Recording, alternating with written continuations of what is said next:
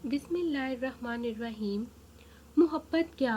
मोहब्बत ये है कि सारा दिन वो हमारे गुनाह देखता रहता है और सुबह अपने ही फरिश्तों के हाथों हमारा रिस्क बेचता है। बेशक वही अल्लाह है। नबी करीम सल्लल्लाहु अलैहि वसल्लम का निकाह। नबी करीम सल्लल्लाहु अलैहि वसल्लम और हज़रत खदीजा रज़ी अल्लाह अन्हा का निकाह नबी करीम के चचा अबू तालिब ने पढ़ाया। हज़रत अली। दुनिया में सिर्फ एक मोहब्बत ऐसी है जिसको देखकर अल्लाह ताला खुश होता है। वो बीवी की खावंद से और खावंद की बीवी से मोहब्बत है।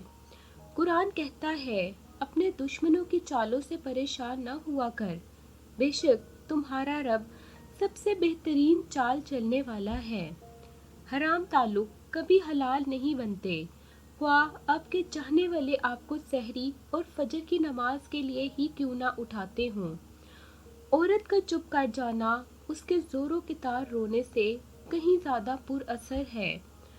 माँ बाप के रिश्ते के बाद सबसे खूबसूरत रिश्ता निकाह से बनता है। मोहब्बत की मिसाल। हजरत आयशा सदीक़ा जिस बर्तन से मुंह लगाकर पानी नोश फरमाती थीं, इसी बर्तन में इसी जगह से मुंह लगाकर आप सल्लल्लाहु अलैहि वसल्लम पानी नोश फरमाते थे। बीवी की गवाही। अपनी बीवी को राज़ी और खुश रखो, क्योंकि क़यामत के दिन वो तुम्हारे हक़ में गवाही देगी। औरत का इम्तिहान। एक औरत की तरबियत का इम्तिहान बहू बनने के बाद और इखलाक का इम्तिहान सास बनने के बाद होता है। अम्मी आयशा सदीक़ा दुनिया की वाहिद खातून जिनकी पाक दामनी की गवाही अल्लाह ने खुद दी। अपने शरीके हयात के तमाम ऐब मालूम होने के बावजूद इसके साथ बेहतरीन ज़िंदगी गुजारना ही असल मोहब्बत है।